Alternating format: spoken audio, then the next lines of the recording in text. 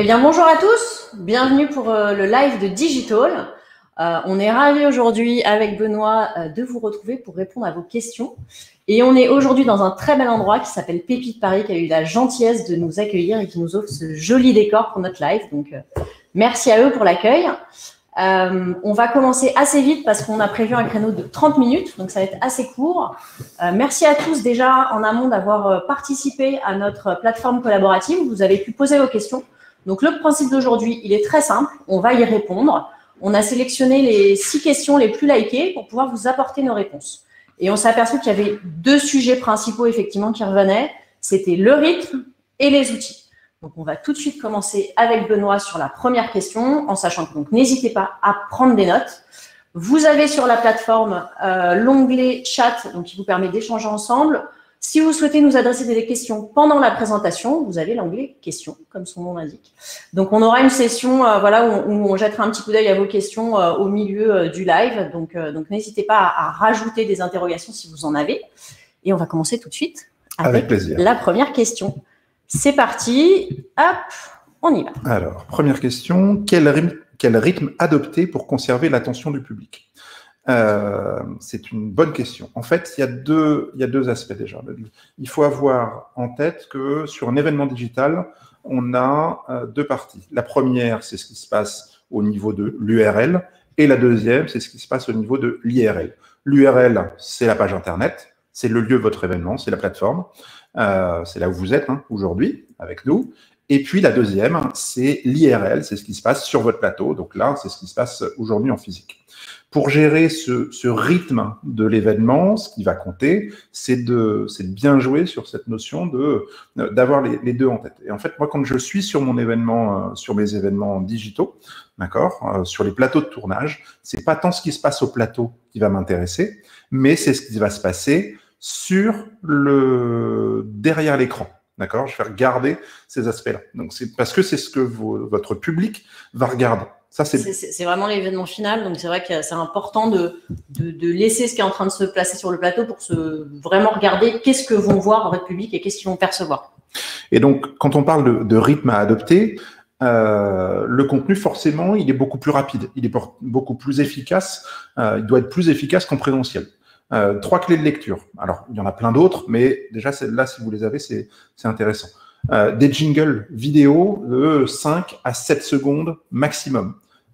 Là où sur un événement physique, vous aviez un événement avec beaucoup de rythme, avec des jingles qui faisaient peut-être 12, 15, 20 secondes pour permettre les montées sur scène, pour amener ces temps-là. En digital, je n'ai pas la possibilité de jouer avec ces aspects-là. Le deuxième élément, si vous êtes sur un format un peu séminaire, c'est d'avoir un slideshow avec une écriture ultra condensée, une belle image, un mot-clé, ou des bandeaux qui passent à la manière des BFM TV. On limite les slides.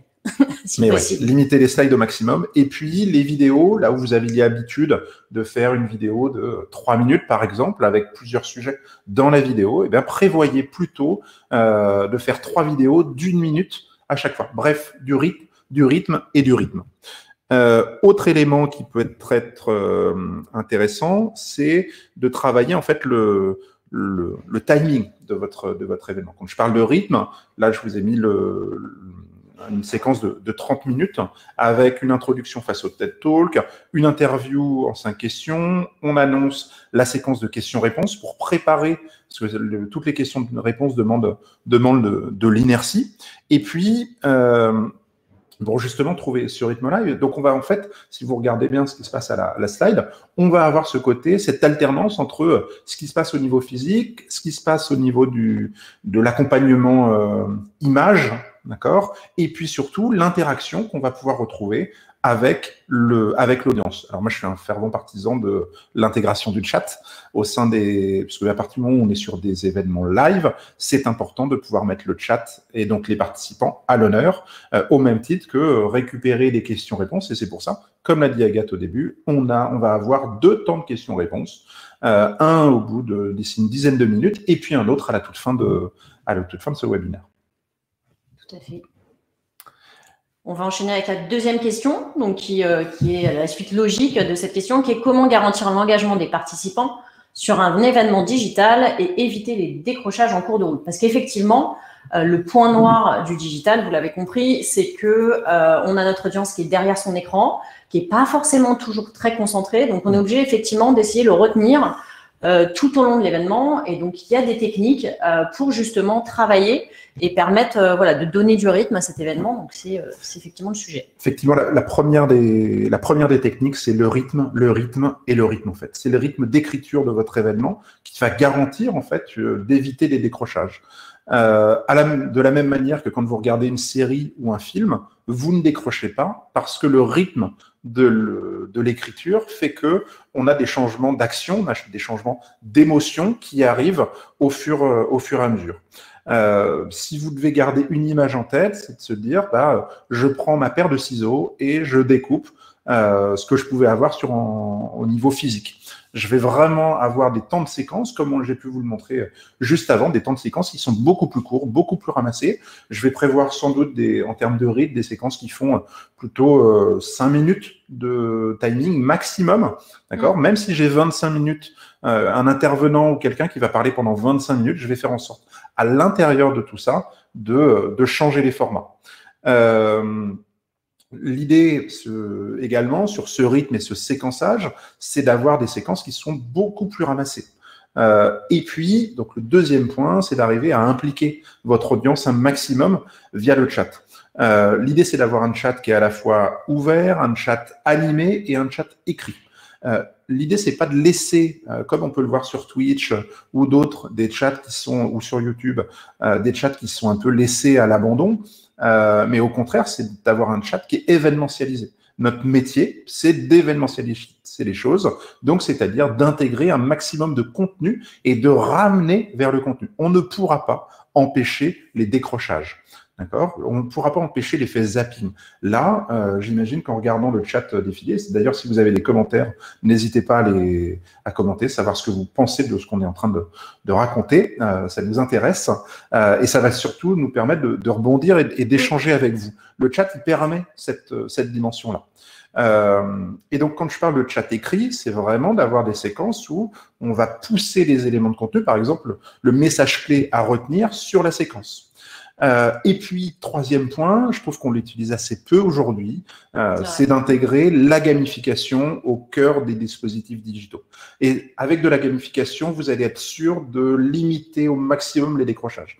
Pourquoi ? Parce que la gamification, elle permet aux participants de se sentir pleinement acteurs et de guider en fait presque son événement de manière autonome. Et cet enjeu-là, si on arrive à rendre le participant héros de son aventure, comme dans un jeu, avec les mécanismes du jeu. Donc, quand je parle de gamification, c'est par exemple des barres de complétion. J'ai fait telle ou telles actions sur la plateforme, j'ai commenté dans le chat, j'ai regardé une vidéo jusqu'au bout, j'ai participé. On obtient des points et puis effectivement, pourquoi pas des cadeaux derrière. Exactement. L'idée, c'est d'apporter une petite couche ludique, je pense, ce qui est intéressant aujourd'hui, effectivement. Et c'est surtout de renvoyer, d'avoir des éléments de contenu qu'on va pouvoir réintégrer sur une dimension beaucoup plus forte et beaucoup plus intéressante et beaucoup plus engageante pour les participants. Voilà. Donc, si vous devez retenir, pour éviter les décrochages, retenir les 3 éléments clés, le rythme et le séquençage, impliquer votre audience grâce au chat ou au moins aux questions-réponses, et puis utiliser un maximum de gamification. Quand on parle de chat, ça peut être aussi le chat en amont de l'événement, pour les intégrer dès l'amont de l'événement et leur apprendre à gérer ces aspects-là. C'est un peu ce qu'on a fait nous, c'est-à-dire avant notre événement, on a ouvert 2 semaines avant les questions pour pouvoir animer cet événement, mais si ce n'était pas le cœur de votre événement, c'est vrai que c'est possible aussi de dire, voilà, j'ouvre ma plateforme participative 1 semaine ou 2 semaines avant pour que les gens puissent commencer à regarder du contenu. On peut imaginer effectivement de poster une vidéo de bienvenue. On peut commencer à partager des choses pour que justement la plateforme vive sur une période beaucoup plus longue et vous permettre d'accompagner votre public dans une véritable expérience et pas juste un one-shot qui va durer 2 heures et il ne se passe rien avant, il ne se passe rien après. On est sur un travail qui est plus long. Et les outils digitaux nous permettent de le faire et c'est plutôt intéressant. Ouais. Et d'ailleurs, dans le chat, est-ce qu'il faut toujours prévoir un modérateur sur le chat ? En fait, on va prévoir un modérateur animateur. Là où avant, on avait des hôtes et des hôtesses qui géraient les flux physiques de participants, on va avoir pareil, des modérateurs, des animateurs, modératrices, animatrices, qui vont gérer les flux de contenu. D'accord? L'enjeu, en fait, aujourd'hui, c'est le contenu et c'est la manière dont on va délivrer le contenu. Et plus on apporte de contenu à valeur ajoutée, moins les décrochages se font et s'opèrent. Bah, c'est vrai que ce qui est intéressant, c'est qu'on peut imaginer, par exemple, le client, l'organisateur de l'événement, l'entreprise, qui peut être connecté au chat, qui peut interagir s'il y a des questions sur des produits, s'il y a des questions sur qu'est-ce qui est en train de se dire. Voilà. L'intérêt, c'est de pouvoir apporter des réponses. Alors, c'est un côté sympathique de se dire, entre vous, vous chattez et vous parlez sans vous voir, mais vous parlez. C'est aussi de pouvoir pousser effectivement des contenus, des liens, des images, des choses intéressantes aux participants par ce biais-là. Troisième question. Allez, troisième question. Quelles sont les meilleures façons d'animer des temps de pause lors d'un événement digital hors networking, gym, chasse au trésor? Benoît, qu'en penses-tu? En fait, pour moi, il y a plusieurs éléments. Je reprends mes notes. Déjà, le premier élément, c'est d'avoir des pauses au contenu augmenté. Alors, je parle beaucoup de contenu augmenté parce que c'est ce qui va permettre d'apporter de la valeur ajoutée, en fait, à vos participants. On doit apporter plus de valeur ajoutée que ce qu'ils auraient pu vivre sur un événement physique. D'accord? Ça, c'est le premier point. Par exemple, c'est quoi? C'est du contenu à la carte disponible sur la plateforme de diffusion. D'accord? Du contenu qu'ils vont pouvoir aller regarder comme ils le souhaitent, comme ils le veulent. Avec des vidéos enregistrées qui peuvent être aussi en lien avec ce qu'ils ont déjà, les informations qu'ils ont déjà portées. Ça peut être aussi du contenu façon off à la manière du festival d'Avignon. D'accord? Pourquoi pas une conférence de 10-15 minutes d'un intervenant. Si on prend un concert, par exemple, on peut très bien avoir l'interview du groupe ou d'amener les coulisses et sur la préparation notamment lors des balances. D'accord? C'est des choses qui peuvent amener, c'est ce fameux contenu augmenté que je n'aurais pas pu voir en étant présent physiquement, mais que grâce au digital, j'ai l'opportunité de regarder. Et puis, c'est d'avoir des pauses émotionnelles. Et là, vous avez des prestataires qui nous accompagnent, notamment Nuit Noire, Sonorium, qui vont pouvoir prévoir des pauses augmentées au niveau de la musique, au niveau du son. En fait, on vient enlever toute la partie image et on vient délivrer des expériences que les participants vont pouvoir vivre en fait au fur et à mesure. On peut imaginer justement en Sonorium et Nuit Noire, le concept, c'est de se dire on n'a pas derrière, on coupe l'écran, on arrête de regarder et on se concentre sur l'audio. Donc voilà, ça crée une expérience différenciante. On sort effectivement de ce rapport à l'écran qui est très très présent sur du digital. Donc voilà, je pense qu'il y a une question de créativité qui rentre aujourd'hui en compte, de se dire comment je propose d'autres choses que ce que j'ai l'habitude de voir et les pauses émotionnelles en font partie. Oui, tout à fait. Alors, Régis nous pose la question, website de Nuit Noire, on vous mettra tous ces éléments à l'issue avec les replays. Oui, parce qu'en fait, on est des mauvais élèves. On vous dit qu'il faut mettre quelqu'un au chat, mais nous, on n'a personne au chat aujourd'hui. Voilà. Donc, on le fera. Effectivement, on va vous partager tout ça avec plaisir dans le chat juste après. Voilà. Et puis, dernier élément, on peut même envisager, pourquoi pas, d'avoir des pauses spécifiques pour les pauses un peu structurelles, c'est-à-dire la pause pipi et autres. Et donc, qu'est-ce qu'on va pouvoir donner aux participants, puisqu'ils sont chez eux dans l'absolu ou à leur bureau, soit directement sur le téléphone, soit un petit papier à imprimer, bref, quelque chose qui va les faire rigoler et qui va surtout les détendre un petit peu et les sortir un peu du contenu pour les ramener frais et dispo. J'avais entendu parler d'un client qui avait fait ça, qui était plutôt sympa. Il avait envoyé, en fait, dans le cadre de son événement, des mugs à l'ensemble des participants. Et comme ça, ils pouvaient quand même prendre la pause café tous ensemble avec le même mug. Enfin, voilà, il y a des petits tips et des petites idées qui sont assez sympas à proposer. Alors, on propose de prendre quelques questions et commentaires. Alors, on a commencé à répondre un petit peu, mais j'ai vu qu'il y en avait d'autres. On va regarder vos questions tout de suite. Alors, Magali Lecomte, quels sont aujourd'hui les meilleurs prestataires de gamification, travail en relation avec les planners strat? Alors, aujourd'hui, vous avez sur des plateformes comme Event Maker la gamification qui peut être intégrée. En fait, la gamification, ce qui va compter, c'est le tracking de la data. Donc, c'est-à-dire d'identifier les participants qui vont où est-ce qu'ils ont cliqué, comment est-ce qu'ils ont navigué dans le site. Ça, c'est le premier élément, le premier point clé à retenir. C'est des choses qui existent chez certaines plateformes. Oui.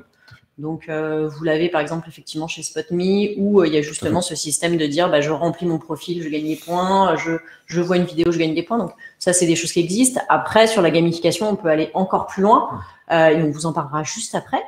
Sur la question des outils où effectivement, vous pouvez mettre en place des jeux, de l'interactivité.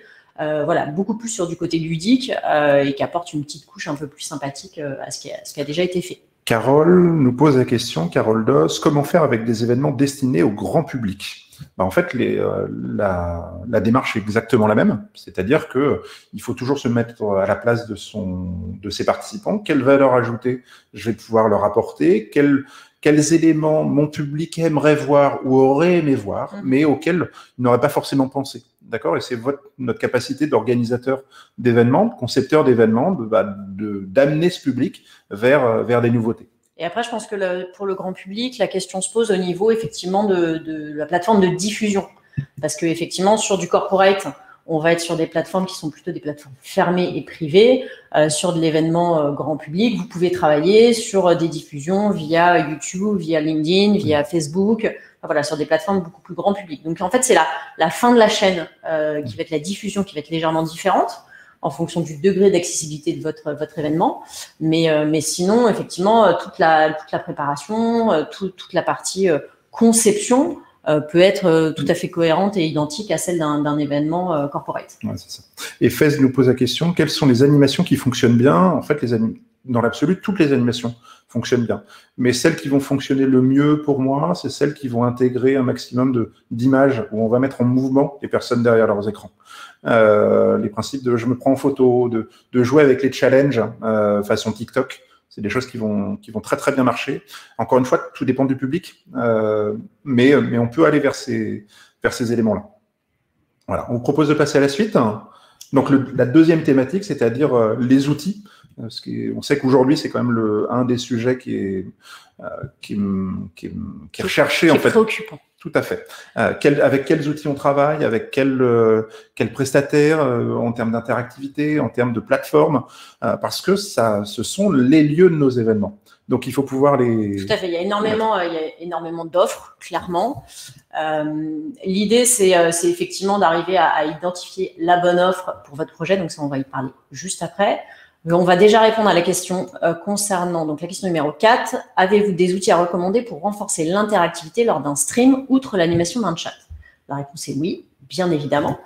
On a identifié 3 typologies d'interactivité. La première, c'est quand vous avez besoin d'interroger votre audience. Donc, quand vous leur faites un vote, un QCM, du ranking, du rating. Tout ça, c'est des choses assez classiques, entre guillemets, mais qui marchent toujours bien avec les nuages de mots et autres. C'est intéressant parce que ça permet aux gens d'être impliqués et de participer. Donc ça marche. Vous avez pas mal de plateformes qui l'intègrent de manière native dans l'offre qu'ils vous font. Après, vous avez aussi la possibilité de rajouter, par exemple, des outils comme Mentimeter qui vous permettent justement de rapporter de l'interactivité. Donc ça, c'est plutôt intéressant. Moi, ce que j'aime bien en ce moment, et je trouve qu'il fonctionne bien, c'est de créer une expérience un petit peu plus immersive. C'est-à-dire, pour les participants qui sont connectés sur leur ordinateur, vous pouvez leur proposer une expérience complétée par leur téléphone portable. Donc, par exemple, vous avez des outils comme SparkUp, comme MobileActif, comme Biwi, qui proposent justement de l'interactivité avec son téléphone et qui va interagir avec le direct et avec le streaming. Donc, ça apporte quelque chose en plus que moi, je trouve intéressant parce que ça leur permet de quitter un peu l'écran principal et ils ont une action dans leurs mains, leur téléphone, ils font quelque chose. Ça, après, c'est vraiment des vrais choix de conception, de création d'événements. Soit de dire on met tous les outils à disposition sur l'écran principal et on ne sort pas de l'écran principal, ou au contraire, de dire, comme le dit Agathe, on souhaite sortir un peu les participants de cette ambiance, notamment si vous prévoyez des événements un peu plus longs, sans temps de pause, ça peut être intéressant de le sortir et de venir utiliser le téléphone. Donc voilà, ça aujourd'hui, il y a les 2 options. Après, vous avez en termes d'interactivité, donc c'est aussi de la collaboration. Quand on vous dit mettez-les au travail, ça veut dire faire participer via des tableaux blancs, des post-it, voilà, pour faire des ateliers plus collaboratifs. C'est aussi possible en ligne. Donc, vous avez des outils comme Mural. Là, par exemple, Livestorm, qui est la plateforme qu'on utilise aujourd'hui, propose un tableau blanc. Donc voilà, il y a possibilité de proposer des choses comme ça. Et enfin, on revient à ce qu'on se disait tout à l'heure sur le ludique et la gamification. Vous avez par exemple, voilà, chez Starkup, vous avez la possibilité de créer une course virtuelle. Donc les gens répondent à une question, ils ont des petits bonhommes qui courent. Sur Biwi, le principe c'est justement avec votre téléphone, vous envoyez des petites balles qui vont détruire un mur. Donc chacun envoie sa vie et participe à ce mur qui se détruit, qui fait apparaître un logo. Et puis vous avez toutes les animations photos, donc ça peut être du challenge photo, ça peut être d'une mosaïque de photos, ça peut être un photobooth virtuel. Tout ça, ça marchait très bien en présentiel et ça marche encore en virtuel. Il y a la technologie pour le faire. Et ce qu'on peut rajouter, c'est des plateformes, alors qui pour le coup, elles sont bien plus dédiées à la partie gamification et team building en fait, comme les Coq en pâte, comme Snap Event, qui vont proposer des éléments qu'on va pouvoir réintégrer directement sur les plateformes qu'on peut avoir, pour avoir le parcours le plus harmonisé, le plus indolore possible pour les participants. L'idée, c'est que tu as effectivement, par exemple, sur les animations photo, tu as What the Fun qui fait beaucoup de choses. L'idée, c'est que chaque prestataire, vous pouvez soit prendre leur mise en place personnelle, soit effectivement travailler pour intégrer leur solution dans votre plateforme. Ça, c'est en fonction des projets, c'est des questions à poser et de savoir si vous voulez travailler sur plusieurs supports ou tout avoir au même endroit. Mais ça, aujourd'hui, c'est possible. La question suivante, c'est comment s'y retrouver parmi les différentes plateformes à disposition et choisir la plus adaptée pour votre événement. Alors, ça, c'est une grande question. En fait, c'est comme les lieux d'événements avant. Vous n'allez pas prendre une plateforme pour, si vous voulez faire une soirée ou si vous voulez faire un salon. Vous allez devoir dimensionner en fait les éléments de plateforme. Exactement. Je pense que ça nous venait pas à l'idée de se dire je vais faire tous mes événements dans le même lieu. Là, c'est pareil pour les plateformes. Je pense que le principe, c'est de repartir à la base, c'est-à-dire de créer un cahier des charges. Dans le cahier des charges, vous vous dites est-ce qu'il faut que ma plateforme gère les inscriptions ou pas? Vous pouvez effectivement le faire sur un module séparé parce que effectivement l'entreprise possède déjà un module d'inscription ou autre. Donc ça, il faut savoir si ça doit être intégré ou pas. Est-ce que vous êtes sur du streaming? Donc, où vous diffusez vous un message, ou est-ce que vous êtes sur de la visio, où vous devez voir les participants et qu'ils puissent interagir visuellement avec vous. C'est pas la même techno, donc il faut le savoir. Quel est votre point principal, enfin les points clés sur lesquels vous voulez vraiment que la plateforme fonctionne? Donc, est-ce que vous êtes très dans l'interactivité? Est-ce que c'est plutôt que vous avez une trentaine d'ateliers, donc il faut absolument qu'il y ait des salles de sous-com qui existent? Est-ce que c'est hyper important qu'il y ait du networking ou qu'il y ait du matchmaking? Est-ce que vous êtes plutôt sur quelque chose de totalement festif? C'est important de savoir quel est le cœur de l'événement pour pouvoir justement avoir le bon outil qui répond à ça. Après, autre sujet sur votre cahier des charges, c'est quel est le type de contenu que vous diffusez. Est-ce que déjà c'est du live ou du différé? Est-ce que vous êtes dans un studio avec effectivement un plateau de tournage classique ou est-ce que tous les intervenants sont en visio? Donc, tout ça va changer forcément les choix que vous ferez. Donc, c'est important de pouvoir définir à peu près vos besoins et bien évidemment le budget. Parce que ça, la question du budget, elle est de plus en plus importante. Parce qu'aujourd'hui, vous avez plusieurs possibilités, c'est-à-dire que vous pouvez à partir d'un peu ce que j'appelle le do-it-yourself. Aujourd'hui, il y a des plateformes qui vous permettent de faire vous-même des événements de manière simple et efficace, sans que ça vous coûte très cher. Après, vous avez l'option où vous allez travailler avec des plateformes donc, qui sont effectivement des coquilles extrêmement fonctionnelles et des outils que vous allez pouvoir utiliser dans lesquels vous allez vous installer et vous allez pousser votre événement. Donc ça, c'est des grandes plateformes qu'aujourd'hui les gens connaissent bien. Donc là, vous utilisez la plateforme existante et vous diffusez à l'intérieur. Soit vous allez vers du sur-mesure, c'est-à-dire que c'est vous qui recréez complètement le lieu de votre événement. Là, en fait, on est en train de se dire clairement, c'est je vais de ma salle de séminaire d'hôtel jusqu'à je recrée complètement un lieu événementiel. Là, c'est pareil pour du digital. Wheel of Green l'a fait cet été en créant une plateforme totalement sur mesure où il y avait les différents espaces du festival. On a pu le voir récemment avec les Electric Days. Donc, on a un panel de possibilités qui est extrêmement différent et c'est votre budget, clairement, qui va aussi vous aider à choisir la bonne plateforme, clairement. Et aujourd'hui, sur les plateformes, on a quand même on est en phase de construction, c'est-à-dire qu'on découvre et on est encore en train de construire les possibilités sur les plateformes. Effectivement, Wheel of Green, c'est un des exemples qu'on prend, dont beaucoup s'inspirent aujourd'hui, mais on peut aussi s'inspirer de ce qu'il y a sur du Netflix, par exemple. peut tout à fait envisager des plateformes qui sont avec ce principe de vidéo à la demande, etc. Le champ des possibles est infini. Et c'est vrai que, nous, c'est ce qui nous inspire aussi dans ce sujet du digital, c'est qu'il y a une grande part de créativité. Ouais. Alors, faut savoir effectivement où on met le curseur. On n'est pas tous en train d'organiser des événements gros publics à plusieurs centaines de milliers d'euros de budget, hein, clairement. Il y a aussi des possibilités pour organiser, comme on le fait aujourd'hui, un talk streamé que vous recevez, sur lequel on peut interagir. Tout ça, c'est des outils qui existent. Donc voilà, aujourd'hui, nous, on utilise Livestorm. A priori, ça fonctionne pas trop mal. Mais voilà, c'est un outil qui est simple et qui permet aujourd'hui de diffuser notre message. Donc ça marche. Quand vous recevez, donc une fois que vous avez décidé à peu près votre cahier des charges, que vous avez identifié des prestataires, l'idée, c'est de pouvoir étudier l'offre. Donc, comment j'étudie l'offre d'un prestataire? C'est je regarde les fonctionnalités qu'ils me mettent à disposition. Je regarde à quoi ressemble l'interface. Est-ce que vous trouvez à quel niveau elle est personnalisable en termes de graphisme? Est-ce qu'elle vous paraît agréable en termes de navigation? C'est clairement le lieu de votre événement. Vous allez recevoir vos invités dans la plateforme. Donc, c'est important qu'elle vous ressemble, que les gens s'y sentent bien et qu'ils puissent naviguer entre les différents espaces et que vous leur proposiez une expérience intéressante. À quoi vont ressembler ce qu'on a appelé les espaces virtuels, c'est-à-dire votre espace de live, vos sous-commissions. Pourquoi pas, est-ce qu'il y a un espace que vous pouvez imaginer en pause café? Est-ce qu'il y a un espace pour créer des one-to-one, comme par exemple sur des salons où on peut rentrer dans des réunions one-to-one en visio avec les exposants? Donc voilà, à quoi ça ressemble, comment ça marche? Quels sont vos besoins en interactivité? Qu'est-ce que la plateforme vous permet ou ne vous permet pas? Comment elle fonctionne? Est-ce que c'est uniquement un site internet? Si c'est un site internet, est-ce qu'il est responsive pour les utilisations sur mobile et sur tablette? Est-ce que c'est une application? Est-ce qu'il faut la télécharger? Est-ce que c'est une web app? Enfin, voilà. Bref, plein de questions. On ne s'arrête plus. Il y a la question de la sécurité, bien évidemment, sécurité des données, sécurité de la diffusion, comment je m'y connecte à cet événement, est-ce qu'il faut des codes, est-ce qu'il faut des mots de passe, est-ce qu'il y a des pare-feux à contourner? Enfin voilà, il y a plein de questions.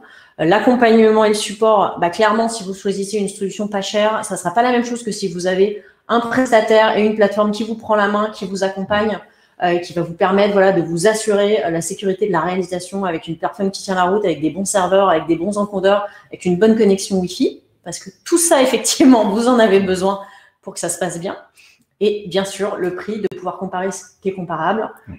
Vous n'aurez pas le même accompagnement, le même support et le même outil entre une plateforme gratuite et un prestataire qui est plutôt en accompagnement et en support. Enfin, comment choisir la bonne plateforme en fonction de votre besoin? C'est ce qu'on disait tout à l'heure. À chaque événement, sa plateforme. Je pense qu'objectivement, on ne peut pas imaginer faire l'ensemble de ces événements annuels sur un seul outil. Il faut, à mon avis, en avoir 2, 3, 4 en fonction de la typologie d'événements que vous organisez. Quand vous ferez effectivement des séminaires d'équipe en distanciel, ça sera plutôt un outil de visio parce que vous avez envie d'interagir et sur lequel vous allez plugger de l'interactivité. Après, si vous avez votre convention annuelle où vous êtes 1500, c'est pas encore le même besoin. Donc, pas pareil, ça marche pas. Si vous faites un salon, c'est encore un autre besoin avec d'autres fonctionnalités. Donc, c'est là où, effectivement, il faut arriver à identifier pour chaque événement quelles sont les fonctionnalités dont vous avez besoin pour arriver à trouver la bonne plateforme. Alors, ça paraît très compliqué comme ça, mais l'idée, c'est effectivement d'arriver à découvrir ces plateformes. C'est un gros travail qu'on est en train de faire dans le cadre de la préparation de notre formation. C'est effectivement de créer une cartographie des outils qui existent, qui fait quoi, comment. Donc, c'est un vrai sujet de pouvoir participer à des démonstrations, de regarder, de rencontrer. Donc, voilà, ça demande du temps, mais une fois que vous avez choisi votre plateforme et la bonne, a priori, normalement, après, ça déroule et ça se passe plutôt bien. C'est ça. Dernière question. Et après, on prendra quelques questions dans le chat. Oui, les 30, on aura sans doute 5 minutes. Je vais aller très vite. Donc, Agathe, multiplex et streaming, comment accompagner nos clients sans partir dans des devis extravagants? Je dirais, alors, pour aller vite, effectivement, mon point de base, c'était de dire le digital n'est pas gratuit. Objectivement, on a été mal habitué au tout début du confinement en se disant tout le monde fait des visios, tout le monde fait du Zoom, c'est formidable, c'est gratuit, c'est génial. On parle pas de la même chose lorsqu'on commence à parler d'événementiel, on parle de plateforme Alors, une plateforme, effectivement, c'est du développement, c'est des équipes techniques, c'est des développeurs, c'est effectivement un chef de projet qui va vous accompagner. Faut pas oublier, effectivement, qu'il va y avoir beaucoup de contenu à produire aussi. Il va y avoir des gens qui vont suivre le stream, l'encodage. Donc, c'est vraiment toute une chaîne, je dirais pas complexe une fois qu'on la comprend, mais qui nécessite de l'humain, malgré tout. Hein. On n'a pas juste l'impression d'appuyer sur un bouton et voilà, ça va être lancé. Comme vous aviez sur du présentiel, il fallait des toppers, des ingé-sons, des responsables, enfin des tech vidéo, tout ça. En fonction de la complexité de votre événement, vous en aurez aussi besoin. En fait, vous allez avoir besoin des mêmes équipes que celles que vous aviez en présentiel. Et en plus de ça, il va falloir rajouter les équipes qui vont gérer le lieu virtuel, la plateforme et les différents envois, notamment les problématiques de serveurs, les problématiques Internet, etc., etc. Exactement. Donc, effectivement, le stream, vous avez des solutions pas chères comme Zoom Webinar, comme Livestorm qu'on est en train de faire. Après, vous pouvez streamer sur des plateformes gratuites comme YouTube. Twitch. Vous avez, par exemple, StreamYard qui vous permet de faire un stream de manière assez facile. Donc voilà, il y a plein de possibilités. Ça, c'est du gratuit. Et après, plus vous allez avoir besoin d'un produit fini qui soit professionnel. Quand je dis ça, je parle de réalisation. Effectivement, si en réal, il faut envoyer du jingle, envoyer de la vidéo, avoir un multiplex, ben là, vous avez besoin effectivement d'une équipe qui va pouvoir gérer les transitions, pouvoir envoyer les bons sujets au bon moment. Donc ça, c'est de la complexité, donc ça complexifie. Donc, c'est des streams et des plateformes qui sont plus chères. Pareil sur des questions de sécurité, s'il faut rentrer et rentrer en contact avec la DSI de l'entreprise parce qu'on veut streamer sur l'intranet, bah, c'est encore de la complexité, c'est encore des sujets en plus. Donc, je parlerai pas de prix extravagant parce que derrière, il y a quand même une réalité financière, humaine, de personnel, de technique, de développement parce qu'effectivement, les solutions, les plateformes, elles sont toutes faites, donc on les trouve formidables, on ne comprend pas pourquoi elles sont chères. Il y a eu beaucoup d'heures de travail derrière. On s'en rend peut-être pas forcément compte, mais parce que c'est pas du PowerPoint, on a l'impression, mais pas du tout. C'est très complexe à développer tout ça. Donc voilà, je pense qu'il faut reprendre en tête des paliers un peu budgétaires, comme on en avait sur du présentiel, de se dire bah voilà, j'ai un petit budget, je fais un petit événement digital avec des outils pas très chers, mais on a quand même de la qualité. Et puis après, je veux un truc plus professionnel. Et puis après, je veux vraiment un événement sur mesure avec une plateforme, avec un plateau, avec des journalistes, avec des toppers. Et là, on est sur des événements, effectivement, qui peuvent dépasser assez vite les 100 000 euros. Donc c'est pas parce que c'est du digital que c'est peu cher. Oui, c'est ça. Voilà, faut pas se mentir. C'est pas forcément donné. Donc voilà, je crois qu'on a déjà fini sur nos questions. Est-ce qu'on se refait un petit tour on va se refaire un petit de tour vos questions, voir s'il y a des nouvelles questions qui sont arrivées. Alors, regardons ça. Alors, Lise Giraud nous dit comment accompagner et donner envie aux participants de participer activement à l'événement gaming interaction. Ça, on y a répondu. Mais comment faire avec une cible pas très à l'aise avec le digital? Alors, en fait, sur cette partie-là, Lise, faites en sorte de les impliquer en amont. Plus vous allez casser les barrières et leur apprendre à utiliser votre plateforme digitale en amont, plus ça va être facile de le gérer. D'accord? Donc, travaillez vraiment sur l'amont. Ne réfléchissez pas à l'événement comme le temps du live, mais travaillez bien sur l'amont et ça va permettre de gérer tout ça. Alors, pouvez-vous partager une liste de prestataires évoqués, BWI, etc. Tout à fait. Je pourrais vous les remettre dans le chat à l'issue de l'événement. Je vous inviterai aussi facilement à aller sur committee.com puisque la plupart sont référencés sur la plateforme. Donc, BWI, SparkUp, voilà, c'est des gens qui sont sur la plateforme. Donc, vous pourrez les retrouver et les contacter en direct. Ça, il n'y a pas de souci. Après, savez-vous quelle plateforme immersive a été utilisée sur Electric Days? A priori, sur les Electric Days, là, on est en discussion avec la chef de projet qui a monté l'événement. On devrait avoir une interview d'ici peu, a priori. Mais a priori, ils l'ont développé en local. Il n'y a pas eu d'éléments. C'est pas une plateforme existante. Exactement. La plateforme Livestorm en cours d'utilisation est-elle en stream ou en visio? Eh ben, c'est très simple. Regardez, est-ce qu'on vous voit? La réponse est non, on ne vous voit pas. Donc, ce n'est pas de la visio, c'est du stream.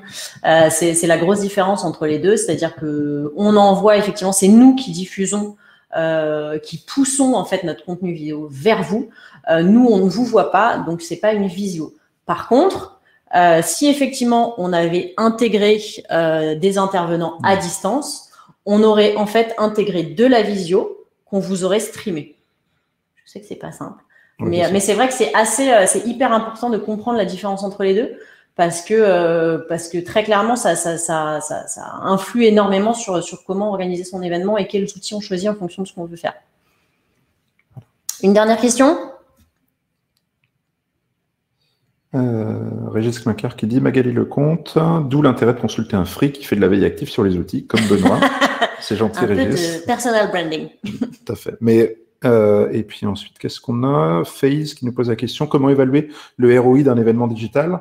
En fait, il y a deux aspects sur le ROI. Il y a le ROI et le RE, en fait, le retour sur émotion, ou le retour sur engagement, plus exactement.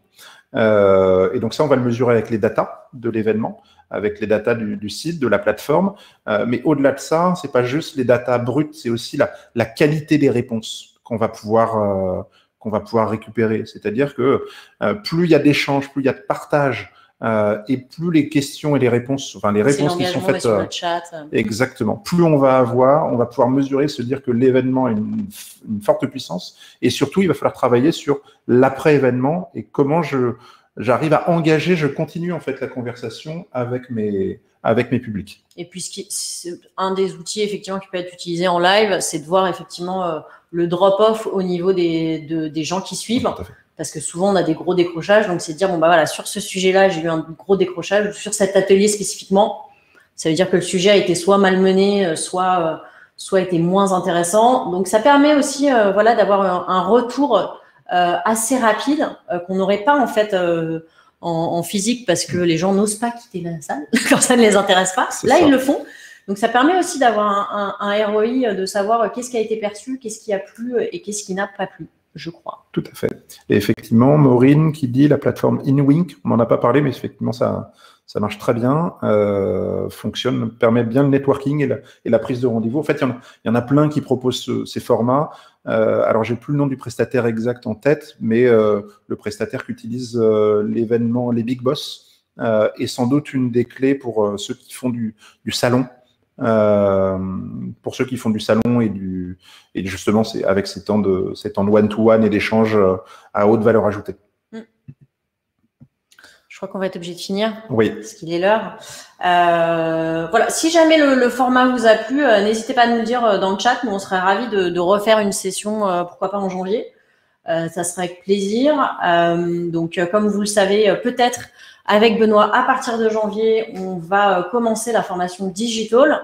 Donc, l'idée, c'est une formation qu'on a créée de toutes pièces. Tout à fait. Et le principe, c'est vraiment donc destiné à tous les organisateurs d'événements, donc aussi bien en agence qu'en entreprise.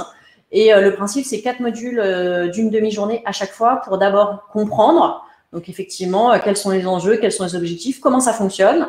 Ensuite, on parlera de concevoir un événement virtuel ou hybride avec, encore une fois, le fonctionnement, l'éditorialisation des contenus, ce qu'on a, les premières réponses qu'on a pu apporter sur la notion du rythme. L'idée, c'est vraiment de creuser, de rentrer beaucoup plus loin et de travailler cette dimension contenu et d'apporter cette valeur ajoutée aux stagiaires, pour le coup, à ceux qui vont suivre. Le troisième module, c'est organiser. Donc, dans la partie organisation, justement, on sera très focus sur la partie outils.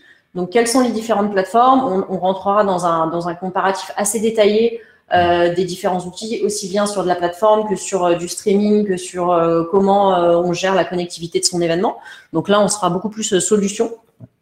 Et puis enfin, le dernier module, produire un événement digital, notamment avec la dimension de monter des budgets d'événements digitaux, comment justifier en fait des éléments de temps passé, comment calculer du temps passé sur un événement digital. Il faut savoir que sur un événement digital, on prend par exemple beaucoup plus de temps de répétition que ce qu'on pourrait avoir sur un événement physique. Voilà. Et puis après, c'est trouver aussi les bons talents pour. C'est ça, les bonnes personnes, comment on planifie, parce qu'on a toujours l'impression que puisque c'est digital, c'est beaucoup plus court, alors que pas forcément. parce que il y a 5 à 6 fois plus de contenu à sortir que sur un événement présentiel. Donc voilà. Donc l'idée de cette formation, c'est vraiment de vous accompagner, de vous aider à être très vite opérationnel pour pouvoir transformer votre grille événementielle, ou alors de pouvoir accompagner vos clients et les conseiller sur de la conception pour sortir de la visio et enfin créer et écrire et concevoir des vrais événements digitaux. C'est ça. Et